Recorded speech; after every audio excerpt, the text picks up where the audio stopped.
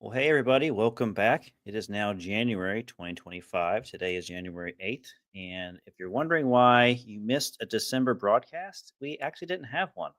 So we kind of took the month off. So, yay. We got Chris, we got Jamie, we got Jay on the broadcast for tonight. We're going to talk about a few things up front. And then I also have a little case study that we're going to go over. So, stay tuned.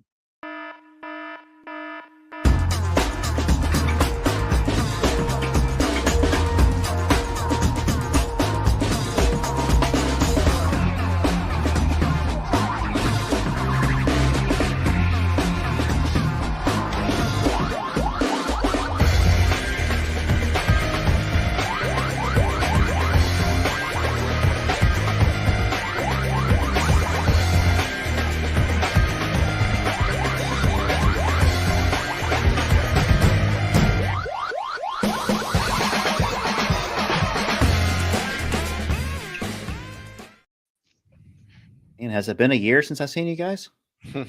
Happy New Year! Happy New Year, gentlemen! Woohoo! Yeah. Some of us have aged and had birthdays. Some of us haven't. So Yeah. Some Who of had a us more birthday? gracefully than others too. Oh, Jamie Oh, had a wow. birthday. that Ooh. guy up there somewhere. Who has Yeah. two thumbs in his There's holder? that guy. This way for me. Yeah. Yeah, happy belated birthday, Jamie. Still in my 50s, Chris. I mean, my 40s. Yes. Excuse me. I'm still in my 40s as well for another 6 months and 10 days. So I'll You I can't young wait to talk to you. whippersnappers. Yeah, Jay. He's like, man, I remember when I was that age. I wish I was back at that age, man, knowing what I know now. Yeah. So, hey, I shoveled a foot of snow yesterday. I'm feeling it. Ah. Foot You got of a snow? foot of Okay. snow? We end up getting them close to a foot. Yeah. Wow. Yeah, you guys Ah. got more. You're further Yeah. south. It was like so. I don't feel bad for you. I just got back from Scottsdale, so you got a literally an foot of hour and a sand? half ago. So Did you use the scale, Chris, to where you actually put your heel in the ground and then had your toe sticking up to know it was a foot?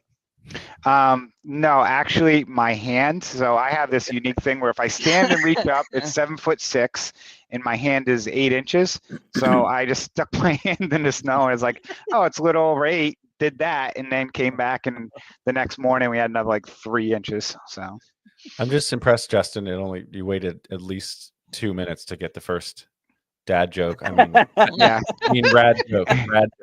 And, Yeah. I was sweaty. I was waiting a whole month to get that one in. yeah, right. so This last month. So let's quickly talk about 2024 and put a wrap on it, since we didn't really get to talk about that when we were on in November. So I know there were some strange things that happened in 24 as far as I think we all know there was a self-directed IRA company that bought a couple other smaller self-directed IRA companies, and there was like a big worry about that, and then then there wasn't a worry, and then come to find out, it seems like it is a problem, because I think they bit off more than they can chew all at once. So things seem to be, I don't know if they're in chaos right now, but it just seems to be things are definitely not moving quickly over there. I can't remember the name of the company off the top of my head. You guys have to help me out. Inspira. Inspire. Yeah. Inspire. It's interesting. Someone mentioned Inspira, me the other day is like, oh, things appear to finally settled down and gotten on track, is what I heard from someone the other day. So for people who are asking, it was, I think, Quest Trust and New New view. View. New View. Were- That's right. yeah, There was were a second one, acquired. yeah. By this company, Inspira. We have some investors in our fund with Quest, and my IR team hasn't squawked, or we haven't really heard Yeah. anything. And usually if there's issues, I hear things. So I know, like, for us, giving distributions hasn't been an issue, but I don't know the paperwork and all that stuff. Seems good, but I don't know. Yeah, I had to update our investors' ACH information, and I'm also a client, so haven't noticed any major interruptions or anything. So Okay. So IRA or Hair Club for Men? There's the second dad joke. There's a second dad joke. Yes. Yeah. All right, So- keep going. I get at least 10 in before the end of the show. I just realized I've got the most hair on this thing, and I've got pretty good receding stuff. So I mean, Jamie's got hair. It's just tightly Yeah, what are you cut. talking That's about? all. This Yeah, is my he's- choice. Yeah, if it includes a facial hair, you might have me. So there's not a chance that I can do that. So Anyway, What else happened in 24? You guys can recall. What had an big- election. What was that? An election? Did we have an Yeah. election? An election. Interest. And again, joking aside, I think one of the things that caught people off guard was everyone was like, oh, the Fed is going to drop interest rates, and everyone's at the beginning of the year, oh, mortgages are going to go back to 4% or 5%. And, people have to understand the federal rate and mortgage rates aren't correlated. They're based off of the 10-year treasury. Yep. And in 2025, the US has to sell $10 trillion in bonds that are coming mature, which I'm not sure who's going to buy that, but high level thing, don't expect rates to come down anytime soon significantly. I saw treasuries were up again. 10-year treasury is up again today, and so was 30-year loan. So What is the current rate today? Did anybody check? 10-year, at least the report I got was 4.6 on the 10-year treasury, and 7 point, I can't remember, it was 01 or 7.1 for 30 years. Yeah. Typically it's about a 2-point spread, roughly. It might again go a little bit higher, and I'm actually just checking my credit union. I'm just curious what their rates are right now on a 30-year. Those of you that are listening to our broadcast right now, feel free to use the comment section on whatever platform you are on, whether it's YouTube, whether it's LinkedIn, Facebook. I don't remember what else we're streaming to, but we will read your comments. One other point to bring up with what happened in 2024 is just, and it kind of is still happening, but some of the compliance and CFPB actions and different rulings that have come out. I know there was the thing about land contracts in Texas several months ago. I think it was in Texas. Oh, yeah. Correct me if I'm wrong. And then, Jay, we were talking before we before we went live about a couple of CFPB actions that are undergoing right now. Yep. So, and I'm sure there are more we could rattle off, but just feels like it's anecdotal, but it just feels like there's more and more compliance hurdles in this space than there were even in 2023. They probably have always been there, and they just came to light. They've just come to light, and people are finally getting discovering an them because they're- investigation. They're finally getting investigated, and it's coming to light. Right. So, well, one of the things that I've realized or noticed recently, and I don't recall having to do this, but so we got several lender licenses and stuff in states like Georgia and stuff, and previously we'd always have to submit our audited financials to the NMLS and several other things, but now typically we'd have to submit a quarterly loan report by certain states were licensed in and how many loans have you bought or originated, but now all of a sudden, and they're like, oh, we want your quarterly financial statements as well. And I don't recall having to do those, but maybe my accountant was doing them. But that, and then I get an email on January 2nd from our favorite state of Georgia, because we have a license in Georgia, and they're going through and they're like, we need an updated org chart for your company because we had one person leave the company, and they were considered for some reason, anybody that had a title of director is considered an officer, even though they're not an officer of the company. So literally had to resubmit all these documents, and then it's like, oh, that's a $250 charge. I'm like, oh, there we go. Wow. So No one's allowed to be called director anymore. So Is that right? they are, but then they're considered, I guess, an officer of the company, if you're a director. Which What you're if you're- not. But What if you're the assistant to the director? If you have director. The assistant. The other thing deputy was director. the FinCEN back and forth with the BOI report. Oh yeah, the BOI. On don't again, get me off again, on again, off again. Don't- I think we're Right. still off, aren't we, right now? But I've already filed, so Depends who that's you So better.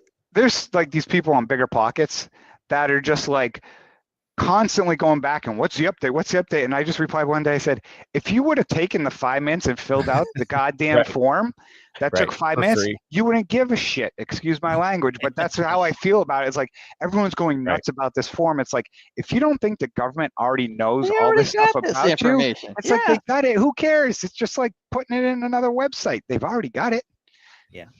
Or Yeah. somebody's got it on the dark web already. It's too late. Well, that's it too. Yeah. So interesting. Well, it's interesting you mentioned that because there was a fund that I saw that was affiliated with they're accepting Bitcoin, as part of an investment or like blockchain or whatever it was. And then all of a sudden they had to get rid of it because the company that they're going through had like 580,000 or like 500,000 accounts got hacked or something, or all the information got out, and now there's class action suits and stuff like that. But again, that's a constant thing you see. But I just thought it was interesting because now you see how that impacts other investors or something where funds start raising money or allowing blockchain or crypto to be paid. That's just a whole nother level of due diligence I never even thought of. Like, oh man, just one more thing to think about. Right on. Well, Sohail, I don't know if you guys know Sohail, but he's he runs the servicing company there in Dallas. So he just had that comment to say about when we were talking about the mortgage bonds. Yeah, the mortgage bond treasuries. So just want to make sure you saw that. 2025. What are we looking forward to 2025? I think we kind of all agree that we know that we don't believe that rates are going to really move a whole lot, if anything. I don't really think they're going to move lower, in my opinion, from what, based off what Chris said as well. I would agree. So I think we're in a normal interest rate market, and so I would assume there's probably going to be more inventory coming on the market once the springtime hits, especially in the Midwest here. I think people are just tired of sitting on property when they're anxious. And when you say inventory, you do mean houses, yes, real estate, yes, not notes. Just thank to you. clarify. Yes, no, thank you. For Just also as a historical aspect, I've seen more than a couple of different reports. All right, essentially saying, over the last 50 years, the average interest rate is right around 7%. So, again, what we've seen here in the previous years is just an anomaly. We're back to being normal. All right, this is really where it should be. All right, for long term. So I kind of feel like we're going to probably We're sober again. Yeah, we're sober again. There you go. I kind of feel like we're going to be in this stagnation scenario for a little bit, but we'll see.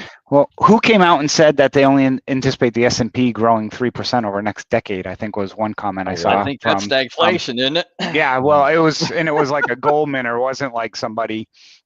I think one thing that I'm starting to see, and I think I'm curious to see how it goes, is certain markets are starting to get hit by home prices and people still are not accepting it. I saw some areas of like Gatlinburg where, house sold several years ago for 900 grand, then 2.2, and then it's going to foreclosure and it's getting taken back. And lenders are still thinking it's a $2 million house where the new home next door is only 1.4.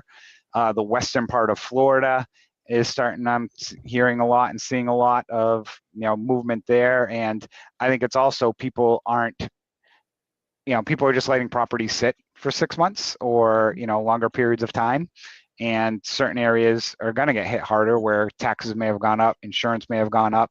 So I'm not saying globally it is, but I think we're going to start to see some home prices falter, and I'm curious to hear people's opinions on what we do, which is loans, and what are they thinking they're gonna if they had to put out their crystal ball, what do they think they're gonna see this year?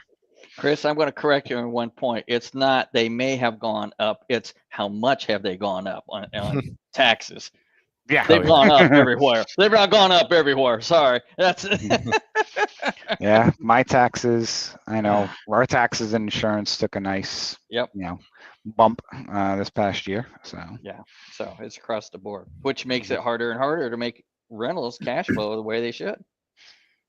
With what you said, Chris, we're careful in Florida because of the rates that increase so much, especially the coastal areas of Florida on both sides of the coast.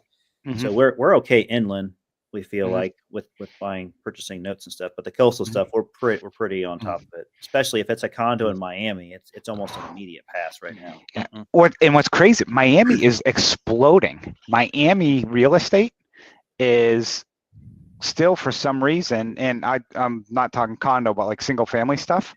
For some reason, is like in its own little world right now that the bubble is still bubbling compared to popping. We've got some NPLs on the West Coast that are near the coast that we price them accordingly, there were investor loans that they thought they, $700,000 properties that they've had them sitting on the market in the high 4s, low 5s, and even at that, they're not going to move. They're probably in the low to mid 4s is probably the real price point of them.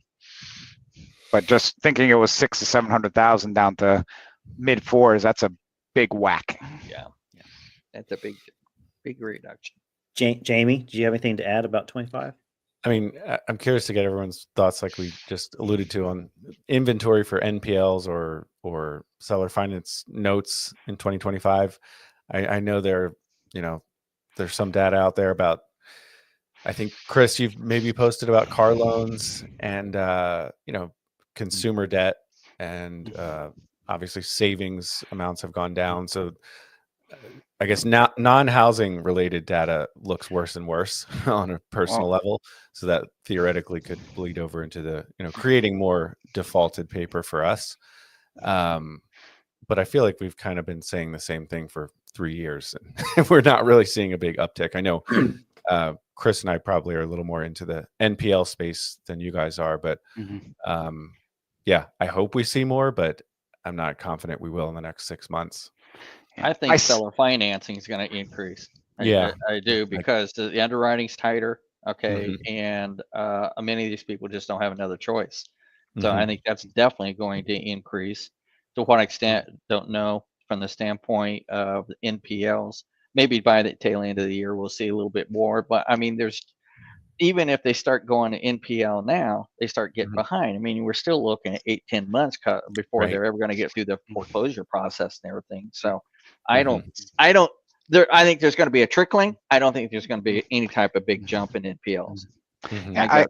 I got an article today, and I forgot who it was from, Housing Wire, USFN, that was like, oh, defaults have increased due to weather. It was like weather or something like that. I'm like, no, default or highest in years because of, and the excuse was like, no, defaults are up because the job reports is complete BS, and people, all the expenses, inflation is finally catching up. That's the reason why we're seeing more defaults.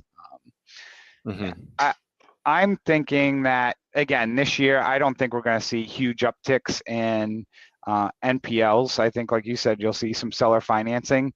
I think what's going to slowly start to get exposed is the crazy seller finance stuff, like some people doing the quote creative finance of, some of the sub 2 stuff of paying an extra $100,000 for a house because it's at a 3% interest rate, but on the back end they're borrowing money at 10% or 12%, so your net is still 6 or 7, and a lot of those people who are doing that aren't really getting money into the deal, so they're just like, oh, I can buy a house with very little money down or money into it.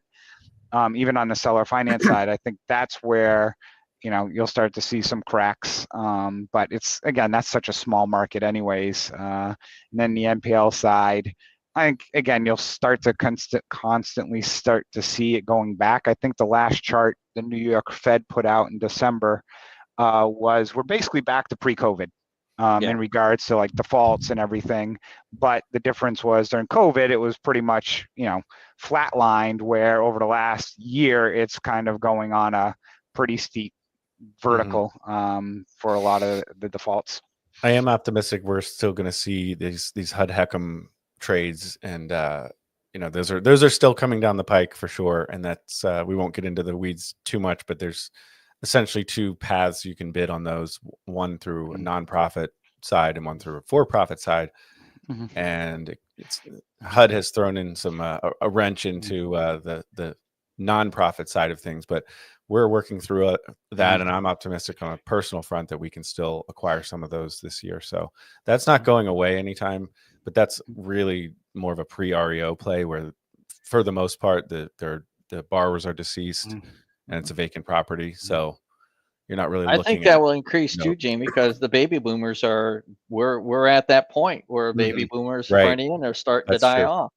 Okay, that's gonna be a play down the road. Yeah, I don't have any other thoughts besides what you guys brought up, so it's all what I think and believe as well. How about your case study? My case study. Boom, boom, boom. Let's segue right into that. How's that for a transition? Let me just play a quick little 10-second video for your entertainment. There we go.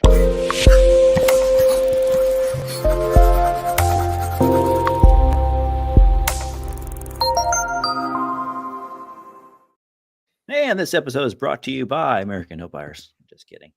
All right. So this case study it's got a lot of moving parts to it, but it's one of these case studies to where when you're in the note business, and I know you all agree with this, sometimes you just got to have some tenacity and you got to grind it out to make the deal work, because you look at it on surface and you quickly say, well, there's no way I can make money on this deal.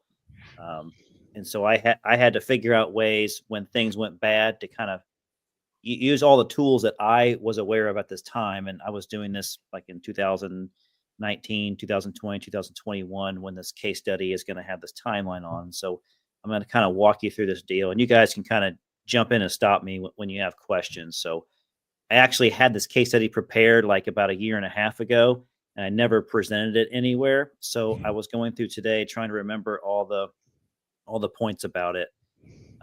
So this property is in Battle Creek, Michigan, and it has a valuation of $50,000. I know you're thinking like, hey, that's pretty cheap. Well, this was back in 2018. That was before the run up. Yeah. Put a No, one in now front of it probably- now. That's a 150 now. Yeah, Isn't that's it? probably 150. How things have changed. So this is an atypical 2-1 up there, just under 1,000 square feet. The whole street's pretty common with that, with a 3-1 or 2-1 between 900 to probably 1,300 square foot houses.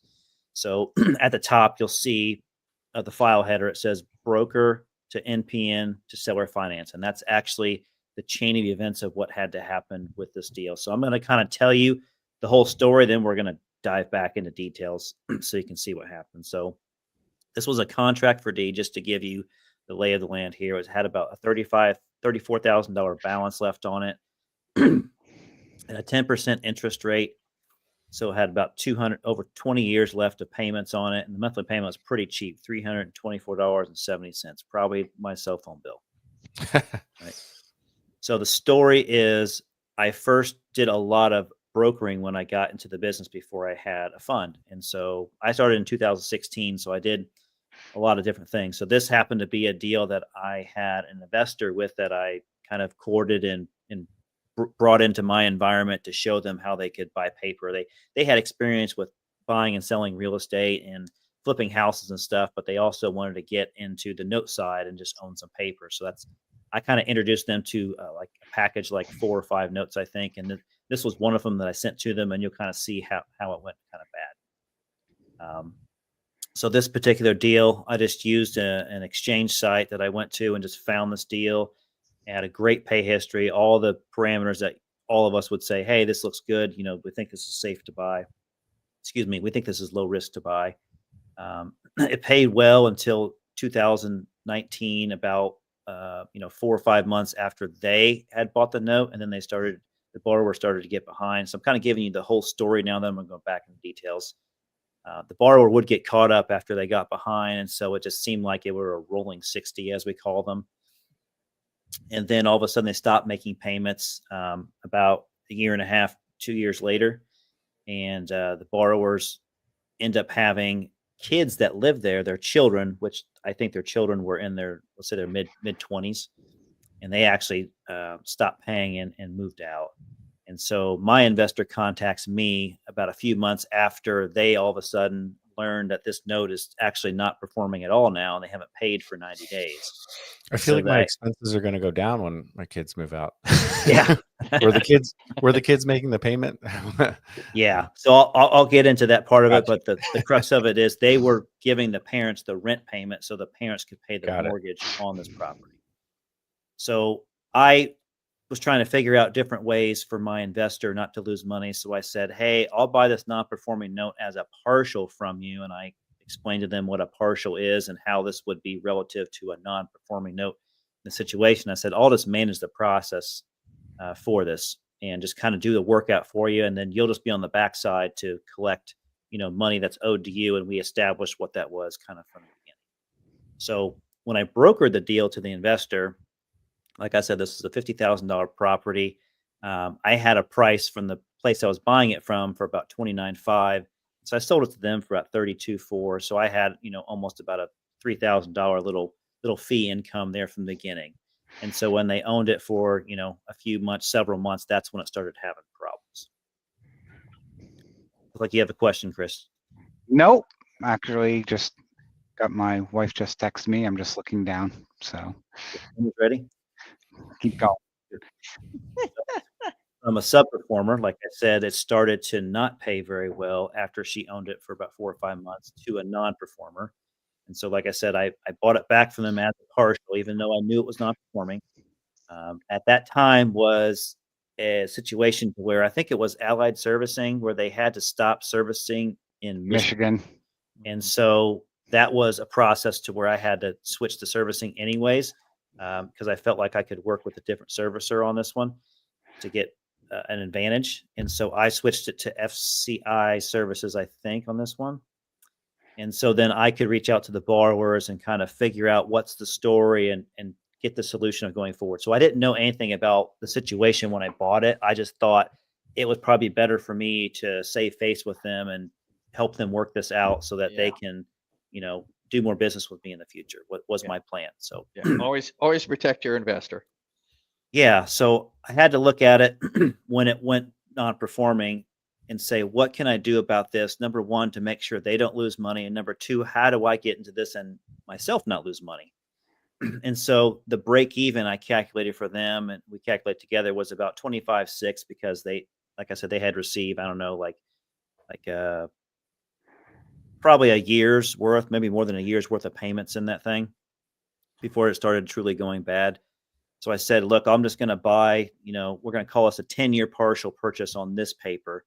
And I'm just going to give you 12.3 for it. And the backside, I'm going to give you whatever the difference of the 25.6 and the 12.3 that I give you up front. That's going to be owed to you, but just give me some time to work with it. It might take a year, might take 2 years, but I told her my plan was to maybe figure this out to where I could either get the property back and resell it with owner financing and us keep that note. And then you still be on the back end of that one. I kind of left it open and we had an agreement written up that way. This is a crazy deal of partial on an NPL. Yeah, I'm like, exactly. wow. I've never done that. I don't know what I was thinking. Yeah, that's what I'm thinking. I'm like, why'd you do that? But I mean, what you're trying to do is, though, I mean, you're doing the right thing. It's like, hey, Right. you're trying to, see how you can help somebody and get them back to whole. So, Yeah, because if I bought it and gave them $25K, I mean, I felt like I was going to be upside down quickly. So I thought, well, at least if she got something now, because if I was buying it as a non-performer, I probably would have bought it that price anyways. But I said, I don't want to do this to this person and make him lose, another $13,000 on top of it. So I had an inclination that I could really owner finance this note where it was at in Battle Creek. And so it did work out that way. And we'll kind of get to that story. So once I owned the note, I ended up reaching out to the borrowers and I got this long story. So it was this older couple and they used to live in that house and they decided to go live somewhere else. And they wanted their youngest daughter to live in there with her boyfriend. And they had like a kid and another kid on the way. And so they were living in that house, paying the rent, which is why it started to get behind, rolling 60, because the parents couldn't afford the, whatever it was, $324 payment. So when the kids stopped paying, obviously the parents couldn't afford to do it.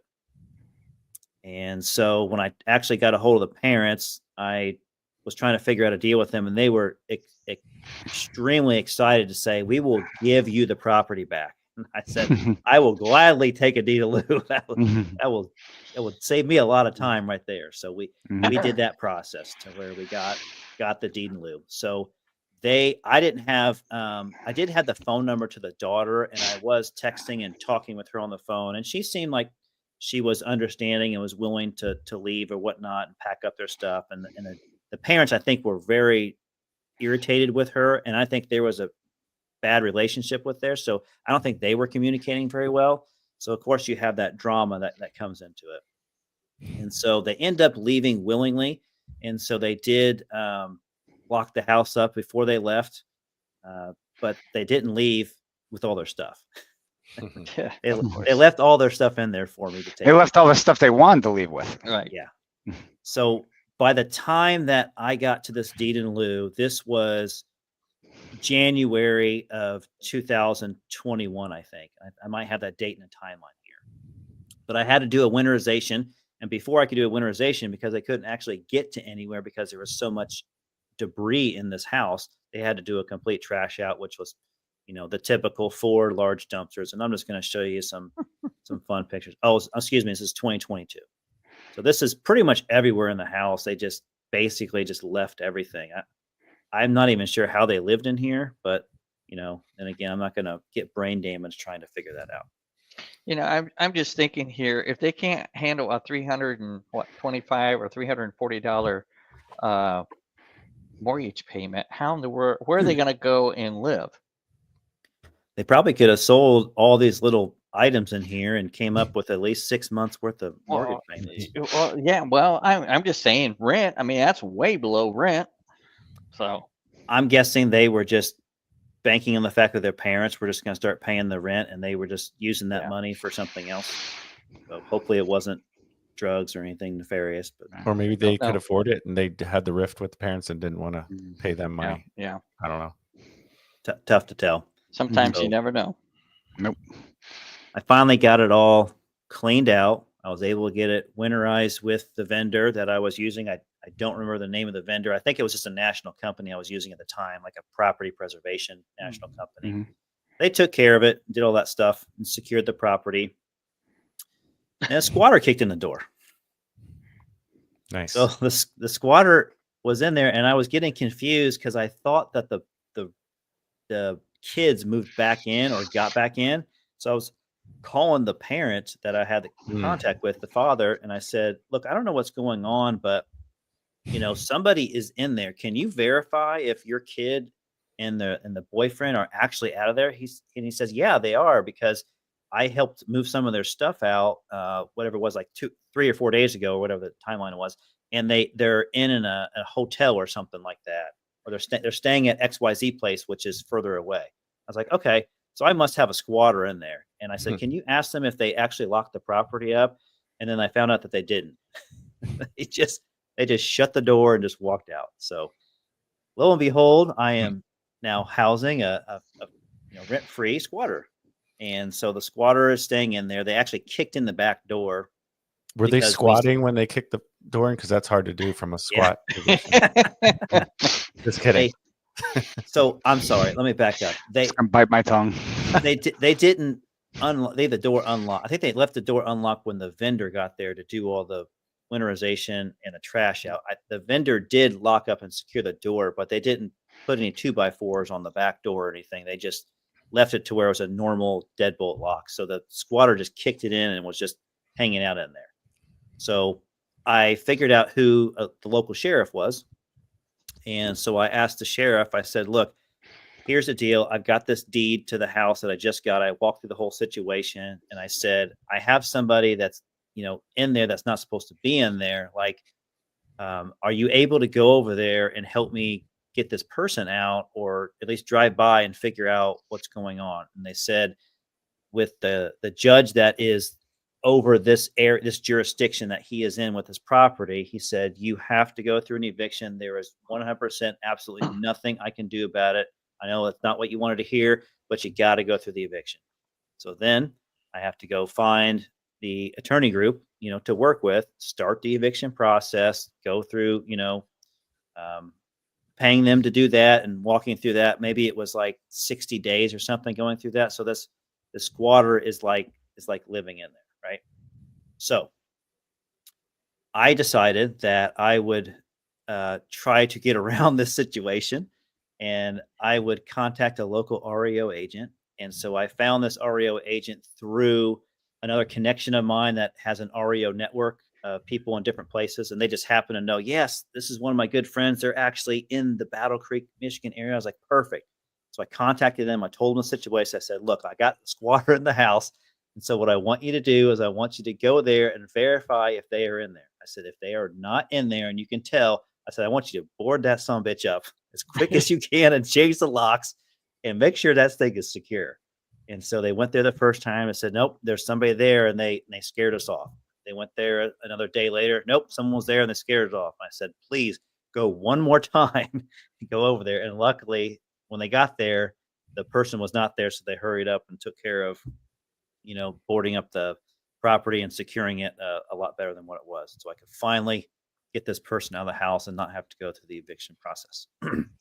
I heard what Jamie does is he orders one of those like boots like they have online, and then has someone go put the boot on their car, and then when they run out to do it, he has somebody go behind and slam the door and lock the door closed and doesn't let them in. So now they got a boot on their car and they can't get back in the house. So it's a good idea, by the way, Jamie. Oh, thank you. Yeah. So that's how I got around it. Call it what you want, but dealing with the evictions, if you ever dealt with the eviction, it's time and money. And honestly, that person shouldn't have been in there. Let's just face it. So the REO agent cleaned out the mess that person made in there for me, and they were able to list it for sale on the MLS with owner financing. Yeah. So I did the typical disclaimer of like, hey, this is for, owner financing, large down payment, however I messaged it. So I actually got a few people to write back to the real estate agent that said they were interested. And so I got an offer that was acceptable, and I did some underwriting on the borrower to make sure that, I had confidence that they were going to be able to pay, and just kind of created a note from there. Was this an owner? Was this an owner occupant or an investor? That owner occupant. Owner occupant. Okay. Owner occupant. So I created the note, and it was a 37.9 loan balance. The rate was 8%, and the term was for 180 months, so 15 years. Monthly payment ends up being $362. So I think I had it listed for 50,000, and then I end up negotiating, got it down to 47.9. I said I got to get at least 10,000 down because I wanted to have some significant skin in the game. So I knew there were some repairs that needed to be done. So I made sure that they had some money and they were aware that, you're going to probably have to do some plumbing repairs, and you're going to have to, do some flooring repairs and stuff. And they were confident that they can do that. And they claimed that they had the skill sets, and they did have the funds to start working on it. And so that's kind of why I chose them. So let's just break this down, because this went from a broker deal to purchasing a non-performing, going through a deed in lieu, of foreclosure, and then doing owner financing. So I'm going to walk through what the damage was here. So I got about a $2,900 fee up front. I did get 10,000 down from the owner financing paper, which helped a lot of my out-of-pocket cost, even though I was about 15 grand out of pocket. Not too bad for a deal like this. So all in all, I was really underwater about 2,000 of my own money. But I did have future cash flow that I had a potential of making, 65,000 in future cash flow. Even though 10 years of that was really going to be what I would get, which is probably about 45,000. And so the backside of that, they would have been owed, they probably would have actually made a little bit more money on it if it went full term. But that wasn't my plan. My plan was actually to hold it for a little bit to show that this borrower was a good borrower and they were paying. And so I was able to get 18 payments out of it. And so I collected about $6,500. And so the unpaid balance at that point is about 35.7. And this is 2023, 2022, I think, when this ended. So I sold this not as a partial, but I sold it as a full loan to another investor that was looking for a good deal with a good borrower. And that's how I made some money on this. So I collected $6,500. So now I'm positive on this. I sold the loan for $29,500. So they got, a $4,000 discount on that. And I paid off my investor. And then I ended up making $20,000 on this deal. So nice. All said and done. So that was a long-winded story of how I got through this deal. And your investor essentially broke even, or I'd have to go back and look? Yeah. So that's, I didn't know how I could make money on this deal at first. I just had to say, look, worst case scenario, if I got you your money back, would you be happy? Right. I said, absolutely. However you need to do that, that's what I want. I said, okay, great.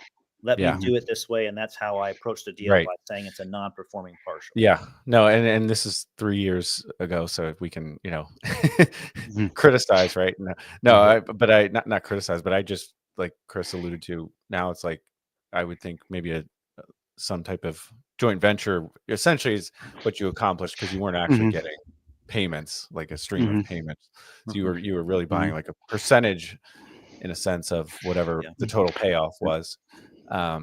So would you consider doing it that way if you had to do this again, like a split of the ownership of the note? Do you know what I mean? Like a joint venture kind of thing? I would consider it. I think at the time I was thinking, if I'm doing all this work on it, I want to, I Yeah. want to be in control. Number one, Yeah. Yes, Sure. everything. absolutely. And number two, I want to make sure there's a huge upside for me. For sure. I know. I mean, I just maybe you Yeah. own you get 60% of it, and you're still doing all the Mhm. work, and you have less money into it.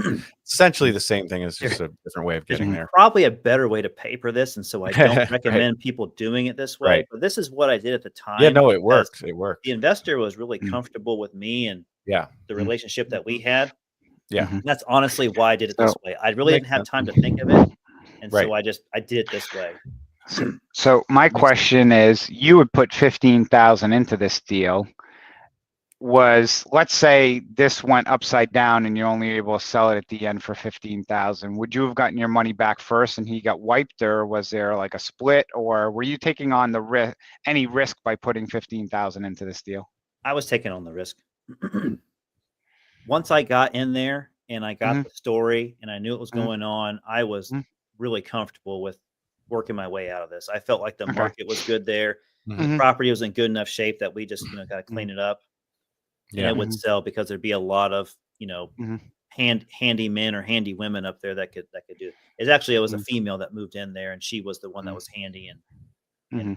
changed the Well, floors out and fixed the plumbing and stuff. Well, I and mean, Battle Creek's also a large enough town that you're not beholden to not very many people around there. You Mhm. certainly have a large enough Yeah. population base in which to find someone that would fit that category. So And this was Yeah. the great time to where job. owner financing was really hot, especially in Michigan. Mhm. So Mhm. I felt confident that I was like, "There's, Right. I'm going to be good here. I don't have to put that much into it." I didn't think I'd put 15,000 into it, but that's just what it ended up being.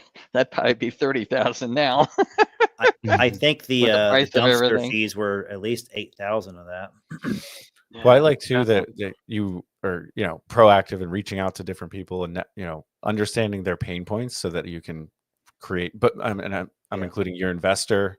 I'm including, the parents and the children who are renting, and then the person the I guess even the squatter, and then you didn't take no for an answer with the eviction. So you're creative and also persistent in kind of really understanding everyone else's position and what pain point they have, what problem they need solved, and then in the end, you were rewarded for it. So that's pretty cool. Yeah. I have a quick question for really Jay and Justin. Is there? And you can chime in, Chris, but it's not Mhm. as much in your wheelhouse, I think. But is there like a low end dollar amount where you'd consider? Let me rephrase this. Is there a point where a property is just too cheap for you to consider owner financing, and where it's like, if someone can't come up with 20 grand in cash, is that too low for an owner financing sale? Yeah, this property, I would not do it at this price point. So I'm asking Owner for financing. selfish reasons because I have one where I'm dropping it, and it's like, it's so cheap that I don't even think offering So seller financing is going to Well, do anything. I for would, me, if it's a way to get rid of it, I'd still try it. yeah, And then, if you can get something out of it, yeah, I would Mhm. agree with you, Chris. But more of my concern is what's going to be the payment. I mean, if we're Mhm. looking at buying a loan, we're not doing anything less than 500 a month, and even that is on the Right. really low Mhm. end. In 2025, yeah, but Yeah, in but in 2019, the yeah, $500 payment was pretty good. yeah, But and Yeah. No. servicing fees Mhm. were $15, all right, Yeah. rather than Mhm. 35 and True. 40, Mhm. between 35 and 40 a month now too. Mhm. True. So it's all relative. At that Mhm. point in time, 35 probably would not have been too low in my book, because I mean, I'll be honest, I bought a ton of properties at in 2008, 2010, less than 20 grand. Yeah. Okay. And those suckers now are well over 100,000, almost all of them. So, But I mean, if somebody, if you can't come up with 15 grand for a property, do you really want that person as a do you borrower? really? Yeah, I hear what you're saying. It's a tough call. I mean, Yeah. Particularly owner financing on an owner occupant. It's like, Right. Well, I'd be betting them big time. Mm-hmm. where I push back a little bit on that though is, let's say it needs 30,000 worth of work, and the person's like, Right. "Hey, look, I do the work myself. It's 10,000 materials. I need that to finish the house. Yeah. So I can, True. I don't have 15 cash and then 10 to finish it. If you Yeah. could seller finance, let me carry it for 24 months to let me get in there, or 6 months or 12 months to do that. Right. That could be an opportunity. Makes but sense. Yeah. No, this is cool, Justin. No, that's an interesting one. It's interesting though too. You mentioned kind of a few things and like the risk that you take on, because I've got a loan right now that we're looking at that it's a $500,000 loan that was a seller finance deal that they also got a deed in lieu signed at the closing table.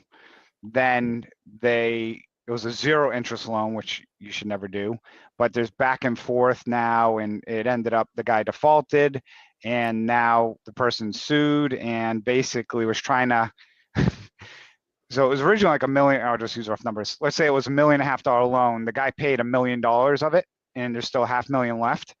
So he basically sues and tries to go to court and says, I got the deed in lieu, the property's mine, and I get to keep the $1 million. And this is And in just Florida. to clarify, just In for Florida. the people Okay. in Florida, Yeah. No.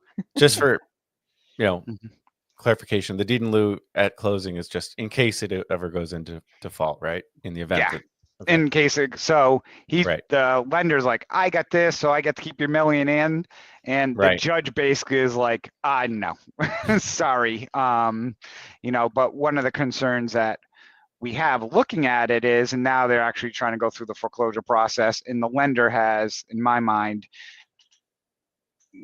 could have handled this much differently.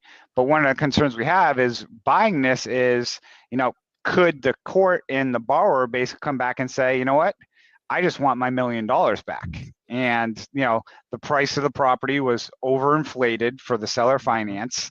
And then, if by the time you bought the note, and if I did have to cut this person a check, if I bought the note, then yeah, you'd be underwater by 6 figures, because in that seller finance situation, it was 0 interest, and they just jacked up the price of the property, which, I wouldn't think you'd be responsible for paying that back if you didn't get the money.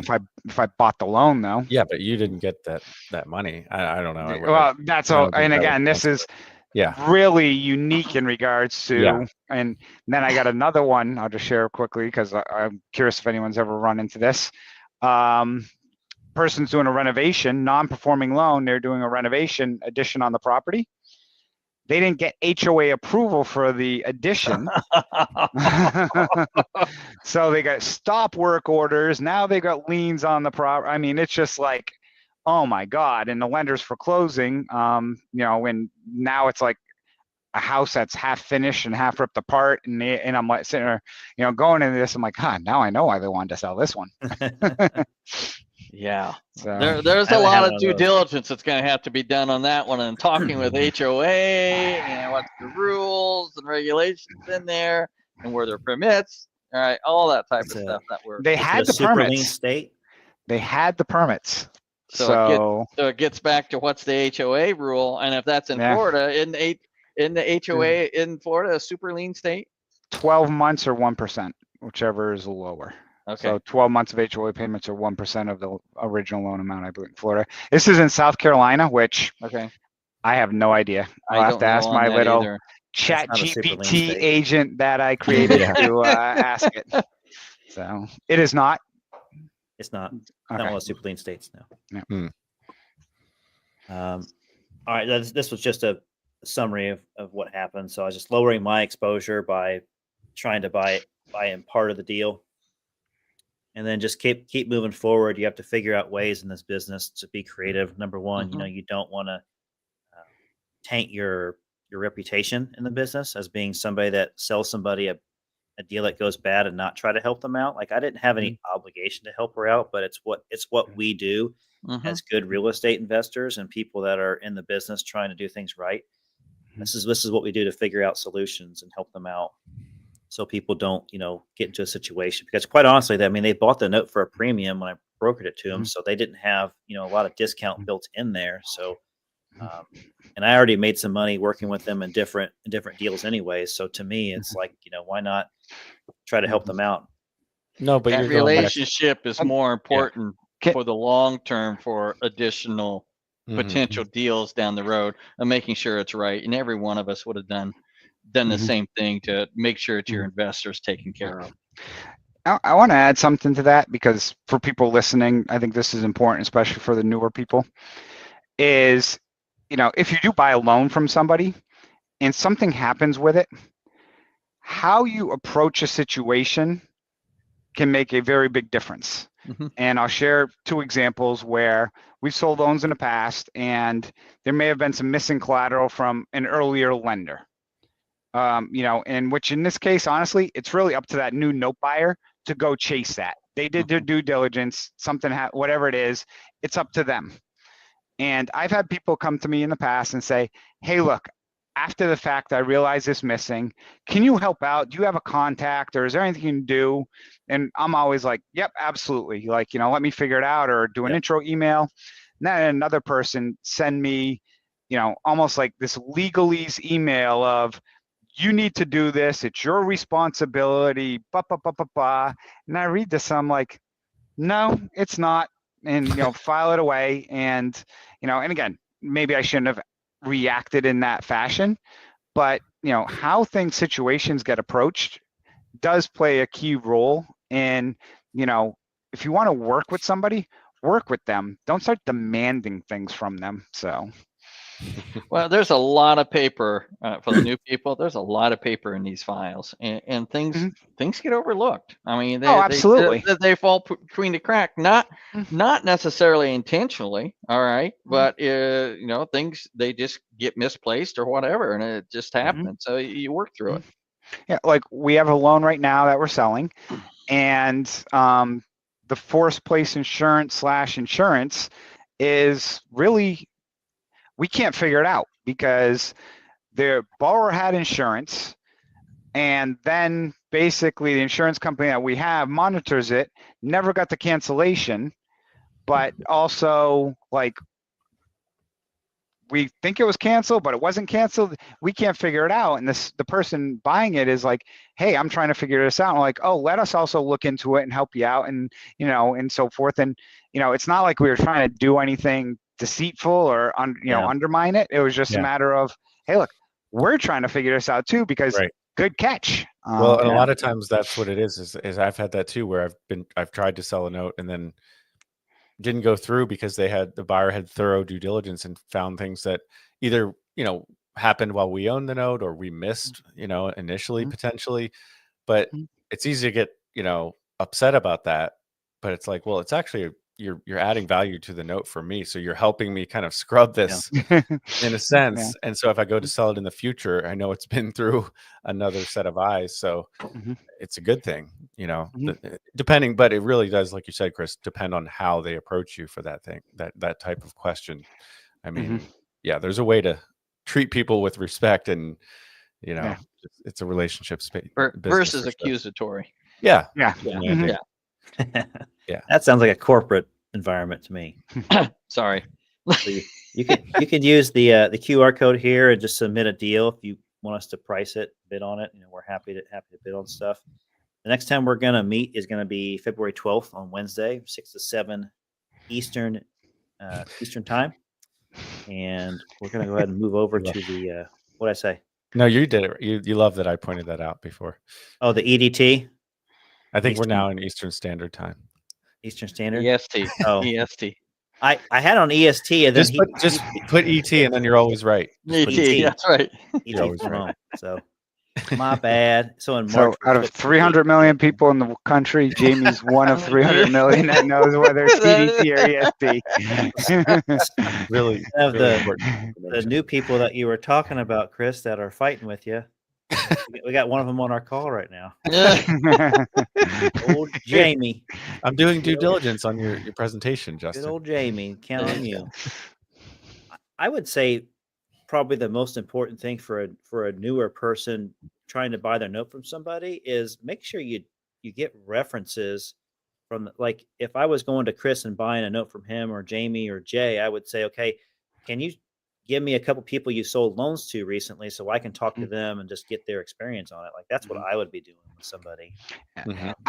I can't tell you how many times I see on Facebook somebody say, I've got, thousands or hundreds of loans to sell and stuff. And I look at the name, I'm like, you never don't. heard of him in my life. And this space is extremely small. And unfortunately, a lot of times those people might be either brokering or trying to, get somebody to put a deposit down on the loan and there's no loan. So be careful.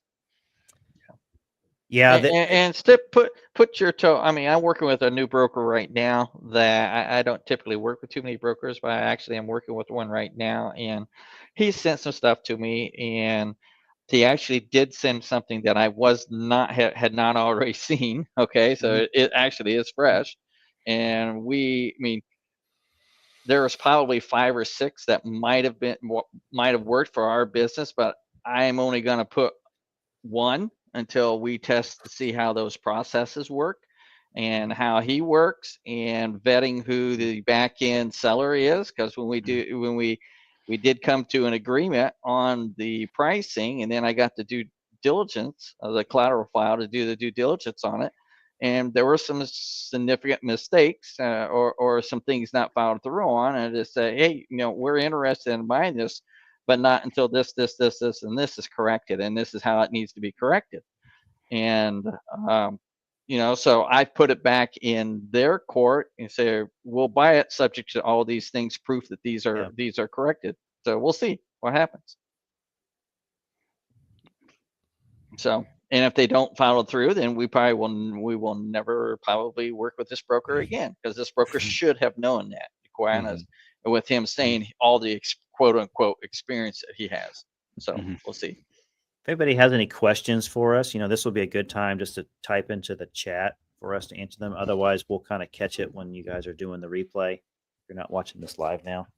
Since we're on the subject of our environment and brokers and stuff, doesn't it feel like there's a heck of a lot more people that have imploded into our business that pose as they're a seasoned, knowledgeable investor, but yet they are just trying to scrape email addresses and try to find people who are buyers or sellers?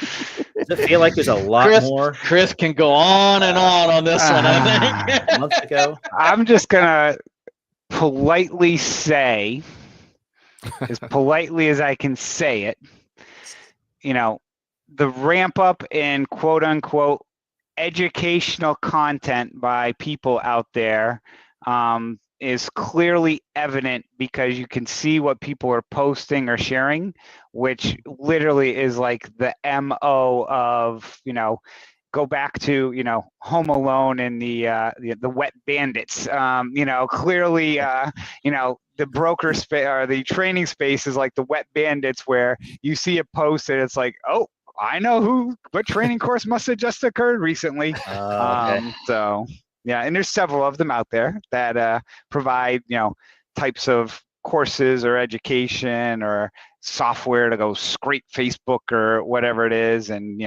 send you private messages and Facebook and stuff. And I'm like, oh, here we go again. Nope, someone must have been busy this weekend watching a training course.